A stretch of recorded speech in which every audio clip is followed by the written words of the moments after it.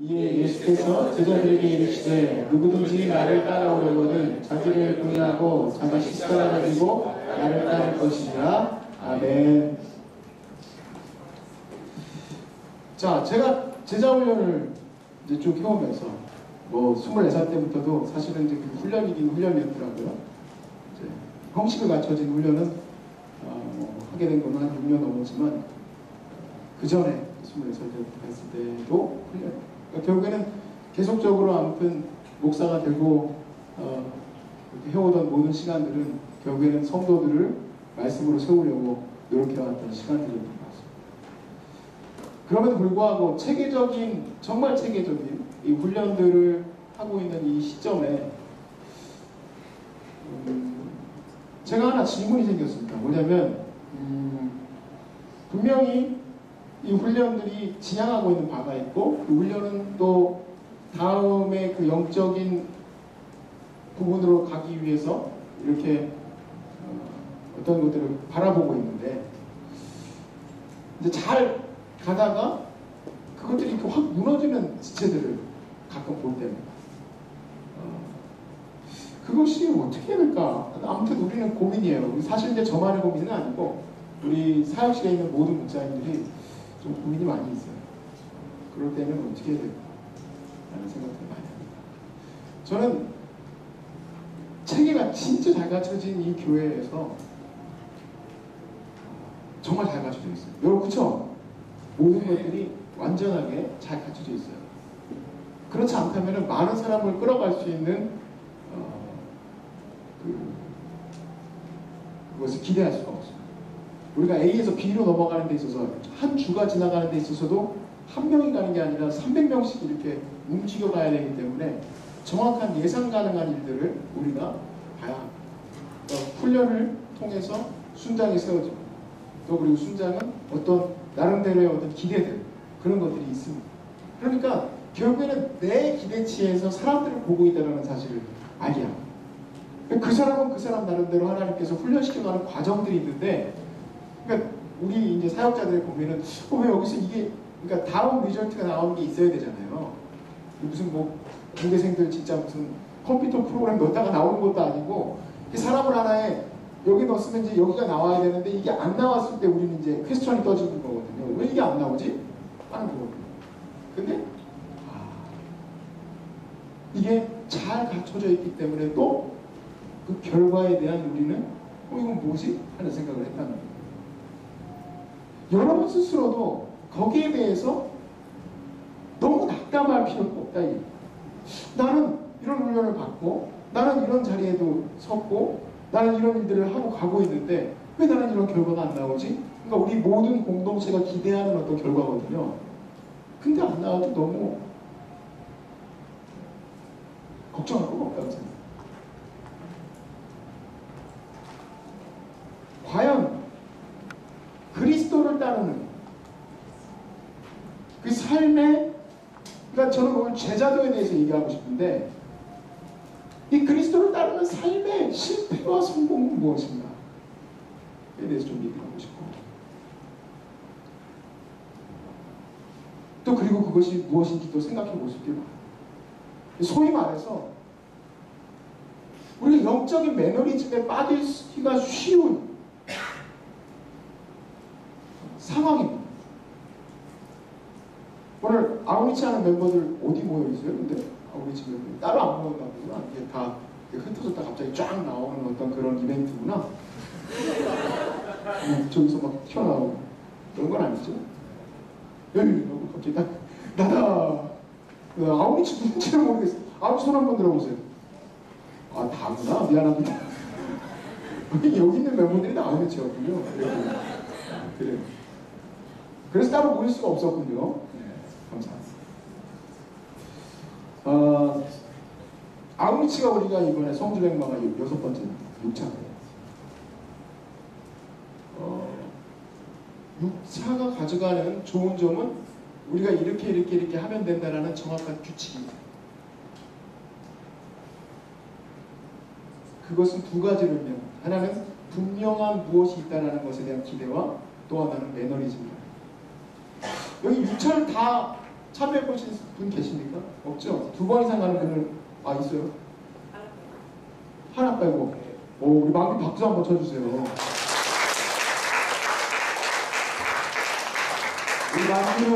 우리 막내는 아우지의 그 여고괴담이에요. 매 사진마다 뜨는 놀라운 이거 또 있네. 이거 또 있네. 놀라운 은혜예요. 감사합니다. 귀한 매너리즘에 안 빠지는 놀라운 은혜가 있어요. 매는 같이 가는데 할머니 이름들 이제 외우고 와라 이제 가가지고. 몇 살부터 돌아가는지. 너무 주고받지 마세요 지금. 이럴 수 있으니까. 너무 주고받는 것 같아. 나한테 너무 배워하지 마세요. 내가 당황스러워요. 매너리즘에 빠질 수 있어요. 순장사역도 마찬가지고. 우리가 청년에 대한 그런 어떤 모든 것들. 아무튼 우리의 영적인 이 모든 것들에 대해서 우리 한번 점검해보는 시간 갖고 싶은데요. 제가 그 주제를 가만히 놓고 생각을 하다가 하나님이 내 마음에 주신 인물이 하나 있어요. 그게 누구냐면 베드로예요. 이 베드로의 인물이 베드로가 주님을 따라가는 가운데 특별히 오늘 이 본문에서의 이 주제가 나오게 된 배경과 여러 가지들을 내가 이렇게 묵상하게 되면서 주님이 제게 주신 그 중요한 사실을 얻게 된 겁니다. 주님을 따라 사는 삶은 어떤 것인가?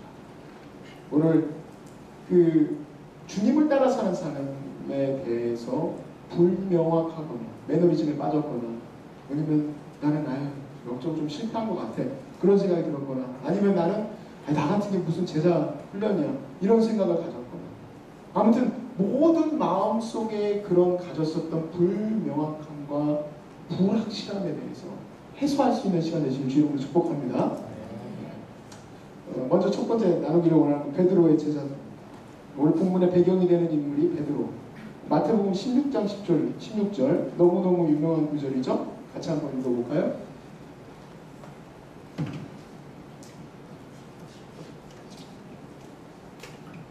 새로 바뀐 물인가 봐요. 석수.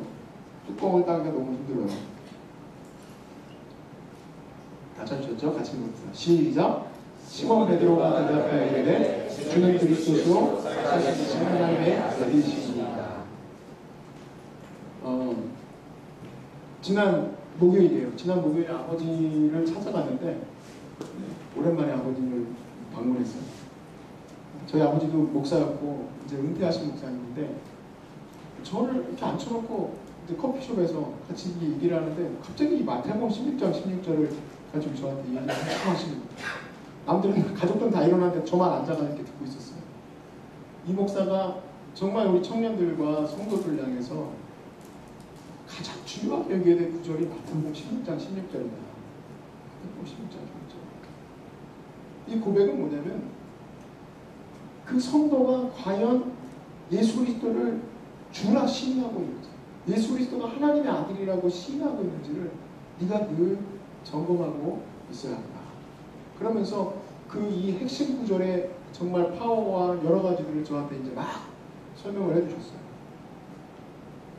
사실 신앙 고백이 분명한 거, 뭐 구원의 확신 우리가 이런 얘기를 하지만 구원의 확신이라는 얘기는 이제 위 안에서 나오는 얘기고 사실 성경에서 얘기하는 그 신앙 고백은 이 구절입니다. 마태복음 16장 16절 주는 그리스도시요 살아계신 하나님의 아들이십니다. 여러분 믿으십니까? 네, 여러분들 고백이 나옵니까? 주는 그리스도시요 살아계신 하나님의 아들이십니다. 제가 막 처해 있는 이 모든 사회, 제가 처해 있는 모든 이 이론, 생각, 이 모든 것들이 있을지라도 주님은 그리스도시요 살아계신 하나님의 아들이십니다. 이 고백이 있으십니까? 없는 분이 거의 다군요. 다시 시작해야 될 것 같은데 오늘 이거 결과 24절은 결과인데 16장 16절 갖고 해야 되는 건가? 어떻게 해야 되는 거예요? 여러분 다 믿고 계시죠? 네, 그 고백을 하고 계시죠? 억지로 하는 거는데 억지로.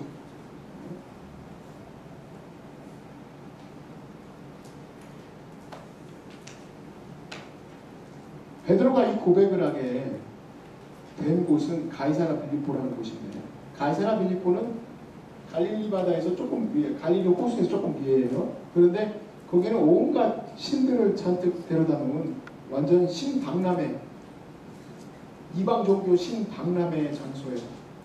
그곳에서 예수님이 너는 나를 누구라 하느냐 하는 그 고백을 들으신 겁니다. 근데 여러분, 이 고백이요, 막 진짜 뭐 엄청난 고백, 막 모든 철학을 다 깨달아야지만, 내가 모든 신학을 총집합, 뭐 정말 토마스 아퀴나스의 신학 대전을 다 읽고, 정말 로이드 존스 목사님의 정말 로마서를 다 독파하고, 칼빈의 기독교관교를 완전히 다 꿰뚫어야지만 나오는 고백, 뭔가 엑기스 같은 고백이냐? 아니에요. 놀랍게도 이 고백은 쉬운 고백이에요. 근데 그분을 같이 하면서 느꼈었던 그 고백, 그냥 주님은 그리스도시고 살아계신 하나님 아니시고, 그러니까 여러분 두려워하지 마세요. 이 고백이 어려운 가운데서 뭔가 트릭이 있는 거 아닐까? 트릭 아니에요. 주는 그리스도시요 살아계신 하나님의 아들이십니다. 이걸 네가 믿고 있느냐? 이게 중요하다. 여러분의 사역과 여러분의 삶과, 나 앞으로 뭐하고 살아가야 되지? 내가 순장 살고 시작했네? 나는 이번에 쉬네? 나는 이번에 아우리치를 가네? 나는 이번에 몰라. 생각 없어. 뭐가 됐든 여러분의 고백의 중심에 주는 그리스도시니? 네. 살아계신 하나님의 아들이시니? 네. 그 고백. 베드로라는 인물을 보니까요, 갈릴리에서 살았던 사람이잖아요. 근데 제가 이 베드로가 예수님에 대해서 전혀 생각을 안 하고 있었을까 하는 생각을 했었어요. 처음에. 근데 그런 건 아닌 것 같아요. 왜냐면 이 가족의 구성원들이 특별히 메시아에 대해서 더 많이 생각을 하고 있었던 것 같아요. 한번 요한복음 2장을 한번 펴볼까요? 죄송합니다. 요한복음 1장입니다. 요한복음 1장 35절부터 42절까지 말씀.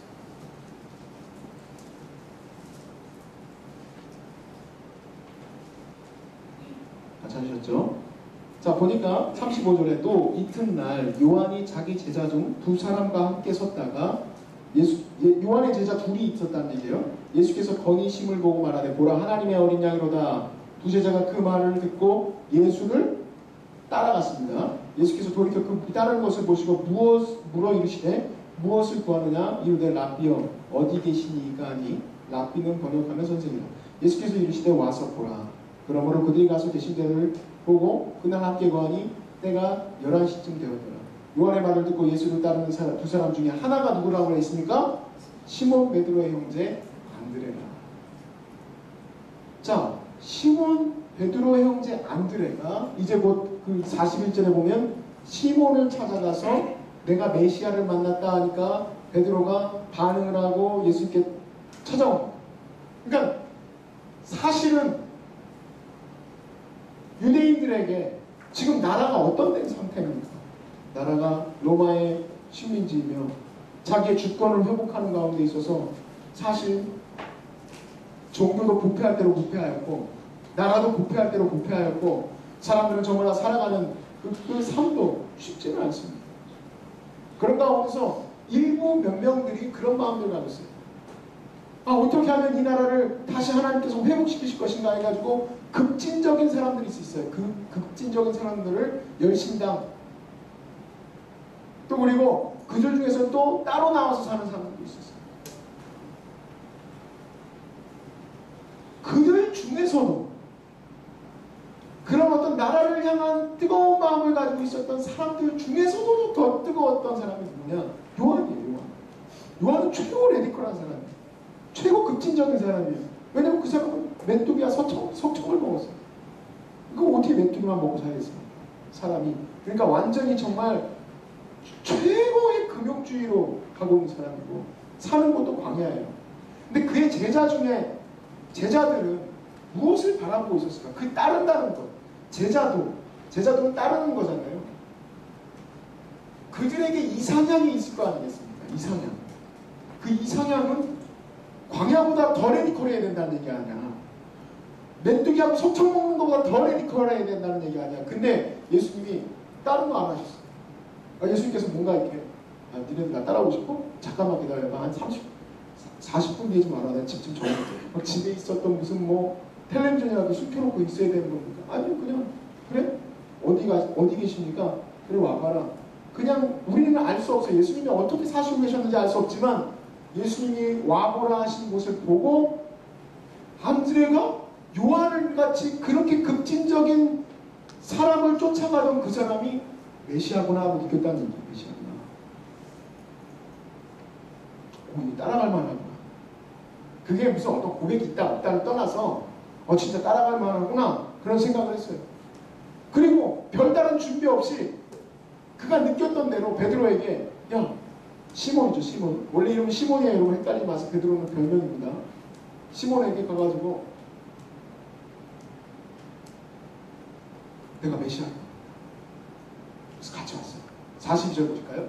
데리고 예수께로 오니 예수께서 보시고 이르시되 네가 요한의 아들 시몬이니 장차 게바라 하리라. 게바는 이제 별명이에요. 게바라 하리라. 게바는 번역하면 뭡니까? 베드로. 게바. 아람어로 게바라는 말은 베드로다. 베드로는 반석이라는 말. 오늘 본문에 예수님은 베드로에게 그런 얘기를 해요. 마태복음 16장 16절부터의 총 얘기를 나오는 걸 보면 내가 너의 그 반석 위에 교회를 세우리라. 그 신앙 고백을 말하는 거거든요. 베드로라 부르리라 했었던 그 베드로는 도대체 뭘까? 인물일까? 아니면 신앙 고백일까? 이거에 의해서 개혁교회와 카톨릭이 나눠지는 거 아닙니까? 그것은 신앙 고백이다. 그러니까 우리 교회가 하나님의 사도성을 부여받은 것이다 라고 느끼는지, 아니다 그 반석이라는 말, 그 베드로라는 말은 실제로 베드로의 사도권이 계속해서 1대 2대 3대 4대 5대 6대 이렇게 가가지고 교황으로 이어지는 것이다. 그런데 캐톨릭이 우리 이거 신앙 고백이라고 합니다.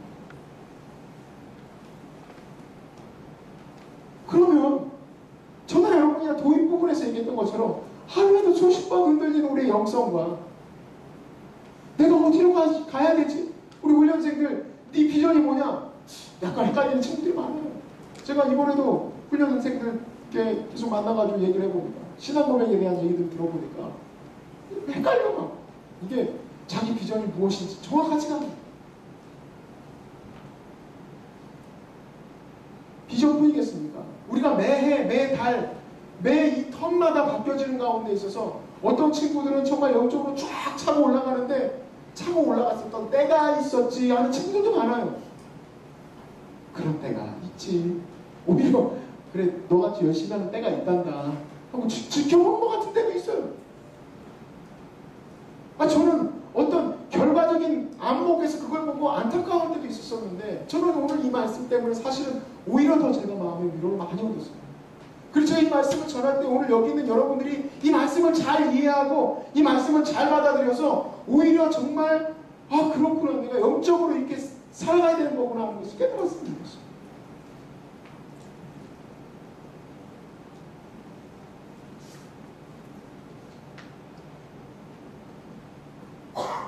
베드로가 이렇게 시작되어졌습니다.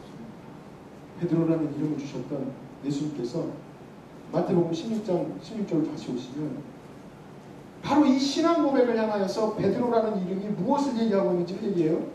바로 이 별것 아닌 것 같은 주는 그리스도시요 살아계신 하나님의 아들이십니다. 이것이 여러분과 저의 신앙 고백의 기반이라는 것이 기반. 나는 되게 신앙이 없는 것 같아.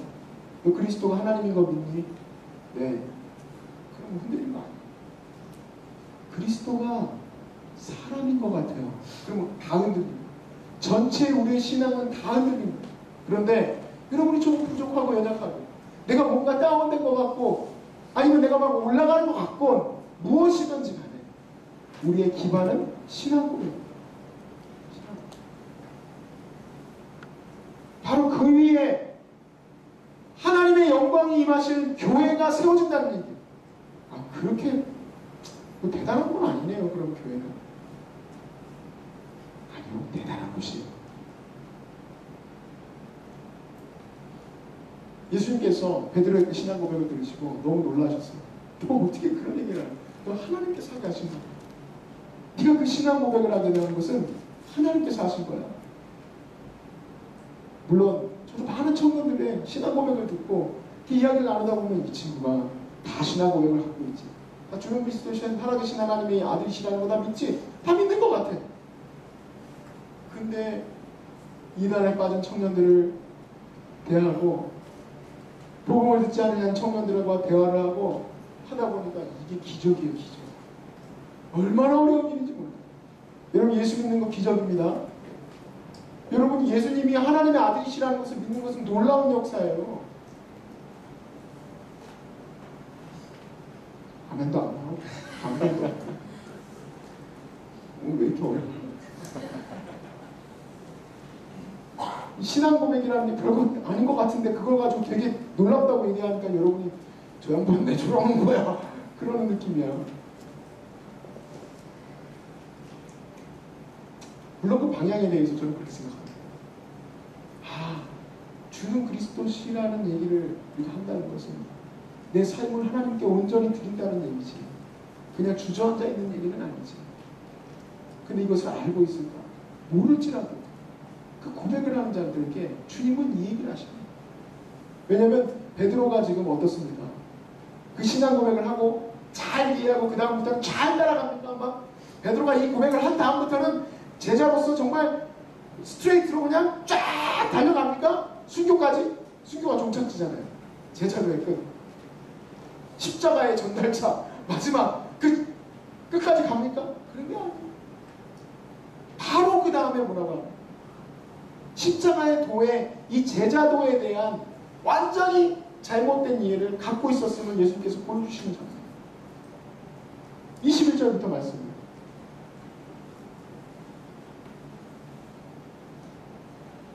아, 21절 말씀은 네, 이때부터 요 부분은 제가 조금 이따가 설명하도록 하겠습니다. 제가 먼저 얘기를 하면 안 되겠습니다.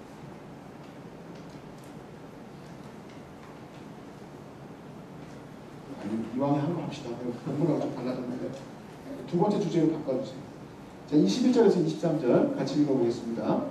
시작. 이때로부터 예수 그리스도께서 자기가 예루살렘에 올라가 장로들과 회의진 사람들과 선관들에게 많은 고난을 받고 죽임을 당하고 세상에 살아나야 할 것을 제자들에게 비로소 나타나시니, 즉 뭡니까? 자기가 죽고 고난을 받으실 것. 이게 예수님이 꼬바니스 도미네, 예수님 어디로 가십니까? 주여 어디로 가시나이까? 예수님이 가시는 그 길을 말해요. 근데 그 길이 뭐라는 거예요?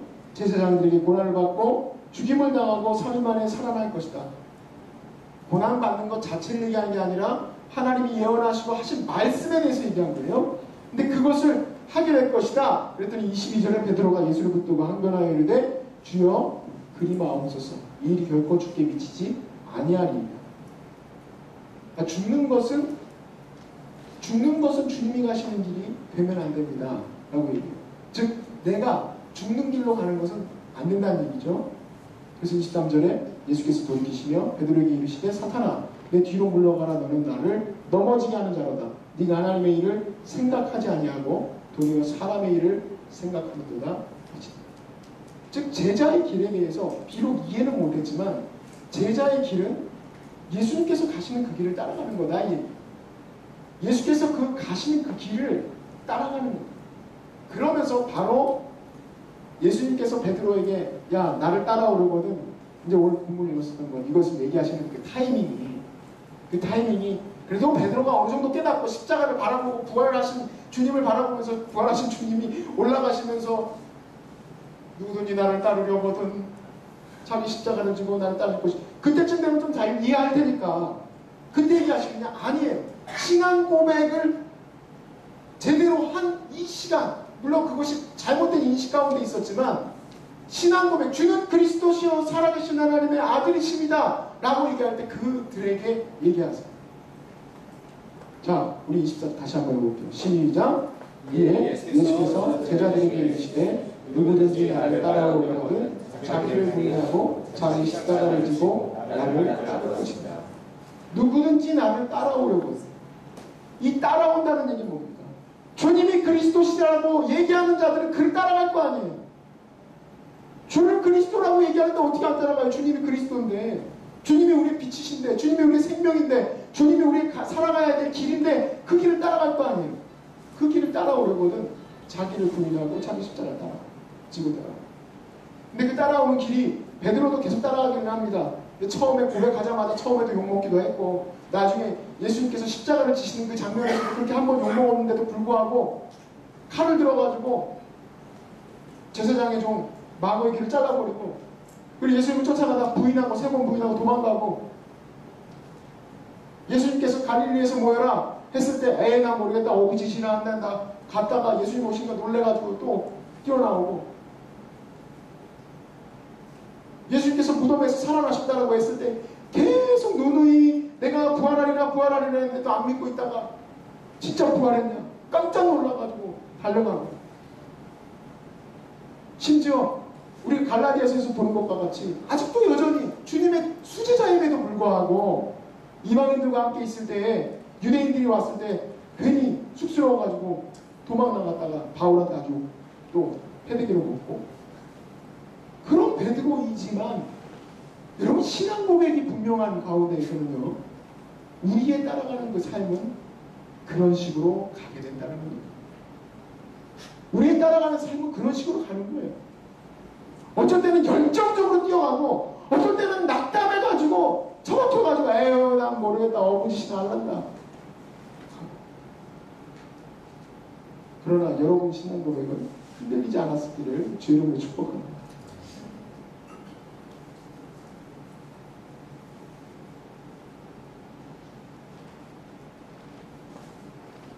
예수님을 따라가야 할 때 오해가 있을 수 있습니다.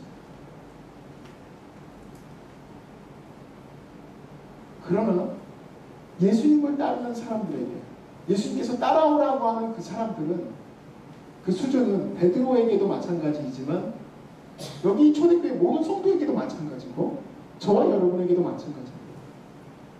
언제쯤 예수님을 따라가는 겁니까? 언제쯤? 여러분이 신앙 고백을 한 이후에 교회에 따뜻한 의자에 앉아가지고 시원한 의자에 앉아가지고 이렇게 주님을 바라보고만 있었던 그들이 언제쯤 주님을 따라가는 겁니까? 훈련을 받고 한 3주쯤 뒤? 예비제자만 한 2주쯤 뒤? 제자훈련 받고 한참 뒤? 순장한 2년쯤 한 다음에? 아니에요. 절대 아니에요. 여러분 앉아있는 자들은 그리스도를 따르는 자가 절대 아닙니다. 그리스도를 따르는 자는 지금 앉아있는 자가 아니에요. 제일 흉측하고 제일 제가 봤을 때 무서운 것 중에 하나가 뭐냐? 교회에서 예배드리는 것이 멋있다고 해가지고 여러분 신앙인이라는 생각에 착각에 빠지게 만듭니다. 올라가고 내려가고 하는 것은 문제가 되지 않아요. 제일 문제가 되는 것은 뭐냐면 주저앉아 있는 거예요. 쳐다보고 있는 거예요. 쟤는 뭐하냐? 하고 쳐다보고 자기가 교회 다닌다고 생각하는 사람. 제 말을 이해하시겠습니까? 차이를 아시겠어요? 이 두 사람의? 쟤네 뭐하냐고 사람과 올라가기도 하고 내려가기도 하고 교회도 못 나올 정도로 많이 정말 마음이 힘들어가지고 정말 절망하고 있던 그 사람과 비교를 할 수 있겠습니까? 중요한 것은 신앙 고백 다음에 분명한 것은 주님을 따라가는 그 삶이에요.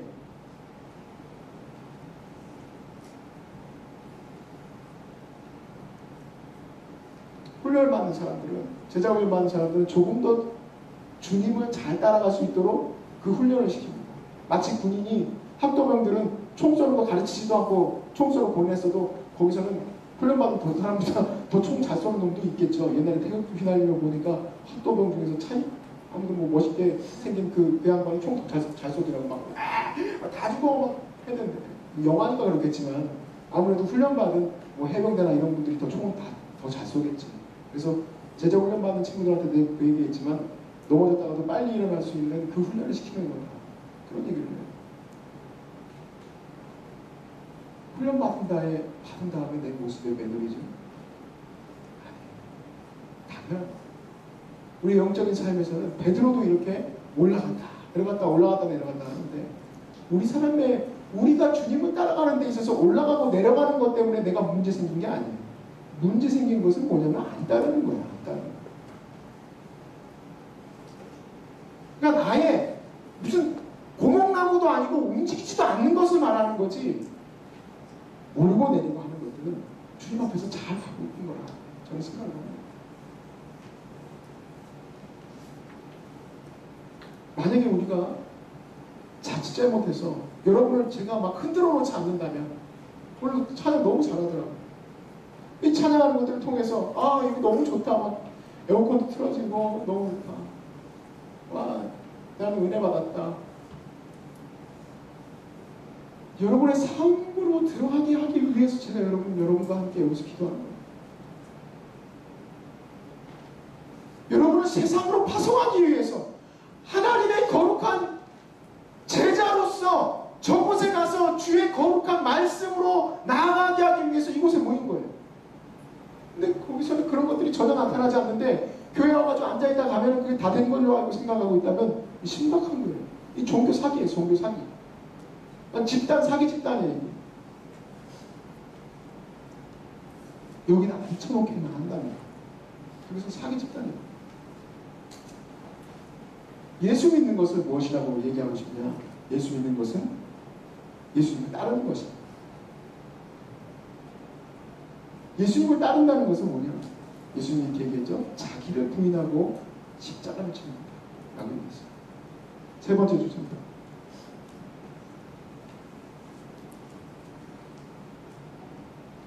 주여 어디로 가십니까? 오늘 주제 제가 여기였었던 꼬바스 도미니 하고 썼던 그 라틴어는 이 말이죠. 주여 어디로 가십니까?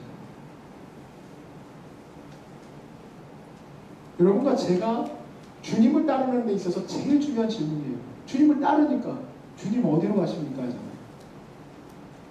우리가 주님을 따라가는 데 있어서 어디로 가는지 묻는 것은 누구한테 물어봐야 됩니까? 예수님이 내 눈앞에 계시는 게 아니에요. 근데 이게 정말 중요한 질문이에요. 근데 우리가 착각할 수 있는 게, 주님을 따라간다는 거 십자가 지는 것이기 때문에 베드로처럼 순교하는 것입니다. 근데 우리가 순교할 때 있습니까? 여러분 뭐 직장에서 예수 믿으면 죽입니까? 십자가에다 못 박아가지고 내일 앞에 문 앞에 보십시오. 노지성 학생이 못 박히는 걸 보겠습니다. 그 사람 십자가다를 주었습니다. 말도 안 되는 얘기예요. 지금 요즘 시대는 그런 건 아니에요. 그러나 여러분, 우리가 중요한 것은 뭐냐면, 그렇게 순교하는 시대도 아니고 순교하는 땅이 아니기 때문에 우리는 제자도가 베드로에 비해서 낮다, 수준이 좀 낮다, 그때는 조금 더 과하고 지금은 조금 유한 때다, 아니에요. 이게 되게 굉장히 중요한 착각입니다. 만약에 그 도가, 그 레벨이 다르다고 한다면 결코 조선 땅의 복음은 전해지지 않습니다. 왜? 미국은, 그때 당시에 우리 한국으로 보냈었던 영국은, 선교사님을 보냈었던 영국은 그런 식으로 순교의 피를 흘려야 될 것이 아니었기 때문에. 근데 그들이 거룩한 주님의 말씀을 따라서 예수님께서 어디로 가시라 하는 것을 들었기 때문에 이 땅에 올 수 있었습니다. 절대로 일본의 복음이 전파되지 않았을 거예요. 절대로 중국의 복음이 전파되지 않았을 거예요. 절대로 북한의 복음이 전파되지 않았을 거예요.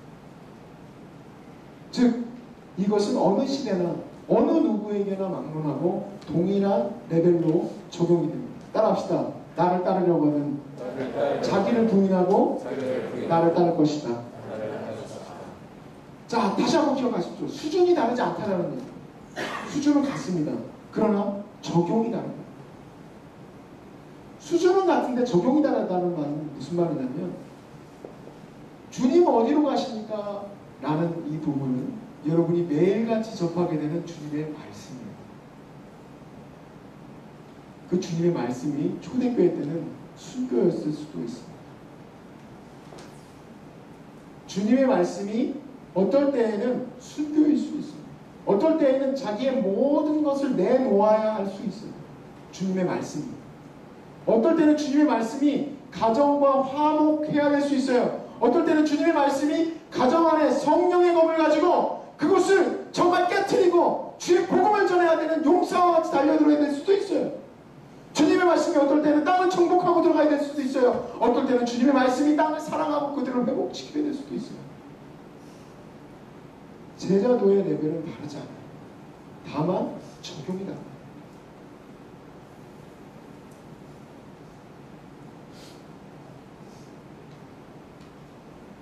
저와 여러분이 정말 조심해야 될 것을 지금 얘기하고 싶어요. 바로 이겁니다. 시스템이 잘 되어 있기 때문에 우리가 지난번에 하던 대로 하는 거, 아우리치도 지난번에 하던 대로 하는 거, 순장사역도 지난번에 하던 대로 하는 거, 그러면 안 돼요. 우리가 지금 이 시간 제가 문자를 다 넣었어요. 아, 그렇구나. 심각하구나. 우리가 이걸 놓고 기도해야 되는데 기도로 준비하지 못하고 라는 생각을 했어요. 훈련 받으니까 받는 걸로 생각을 하고 진행을 하고 아니라는 얘기죠. 주님 어디로 가십니까? 주님께서 말씀으로 내게 무엇을 원하시는지를 지금 들어야 될 줄로 믿습니다. 그것은 하나의 툴이긴 해요. 툴.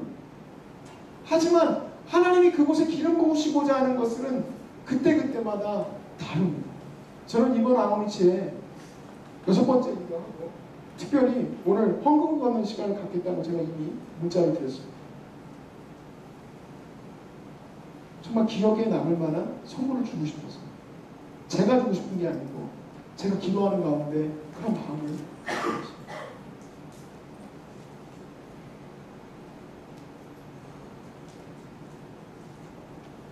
우리가 더한 결정도 내릴 수 있습니다. 더 급진적인 결정. 그러나 이거 하나만은 분명히 있었으면 좋겠습니다. 여러분이 마음대로 생각하지 마시고 오늘도 주님께 물으십시오. 주님 어디로 가십니까? 주의 말씀은 매일같이 우리에게 늘 풍성히 내려주십니다. 주의 성실하심이 크기 때문에 아침마다 새롭고 늘 새롭습니다. 여러분 아침마다 일어나서 주님 어디로 가십니까? 하고 물어보세요. 여러분의 직장을 향하여 여러분의 정말 연구실을 향해서 여러분의 가족을 향해서 주님 어디로 가십니까? 똑같은 가정에서 일어났지만 한번 물어보세요. 주님이 여러분에게 무엇을 얘기하시는지. 매일 똑같이 눈을 뜨고 일어나지만 매주마다 새롭게 매일같이 새롭게 하나님께서 여러분을 이끌어 가시는 것을 경험해 보십시오. 그리고 그들 가운데는 어느 날 굉장히 급진적인 결정을 내리도록 하실 수도 있습니다. 동일한 순장 사역을 반복하는데 그것에서 하나님께서 여러분에게 굉장히 강력한 훈련을 시킬 수 있고 어쩔 때는 여러분을 매몰차게 몰아갈 수도 있습니다. 어쩔 때는 여러분에게 아우리치 지난번에도 했던 건데 어떻게 하면 됩니까? 매뉴얼 받아가지고 쓰는 게 아니란 얘기죠. 여러분에게 기도할 때 하나님이 여러분에게 부어주시는 또 다른 일을 기대합니다. 저는 그래서 욕차이기 때문에 될 거야가 아니라 기도하기 때문에 기대하는 일이 있습니다. 아멘이십니까? 아우리치 사역에서 기대하는 게 있어요. 성령께서 무엇인가 기름 부어주셨으면 좋겠다라는 게 있어요. 그게 프로그램에서 나오는 게 아니에요. 그게 어디서 나옵니까? 누군가 뽑아냈을 때 주여 어디로 가십니까? 주여 어디로 가십니까? 그거를 묻는 사람들이 많을수록 저와 여러분들의 삶 속에서 하나님의 놀라운 역사들이 일어날 것을 기대할 수 있습니다. 때로는 열정적으로 막 그것을 주여 내가 따라가겠나이다 갈 수도 있고 가다 보니까 잘못 갔을 수도 있고 이거 아닌가 보다 할 수도 있고 또는 영적으로 완전히 침체돼가지고 꼬라박힐 수도 있고 베드로처럼 3번 분이 나고 나는 아닌가벼 하고 있는데 주님이 너 나 사랑하지 다시 일어나 해가지고 가게 할 수도 있고 그것은 상관없어요. 그런데 뽑아서 돕는 일을 하지 않는 사람들은 그냥 주저앉아 있어요.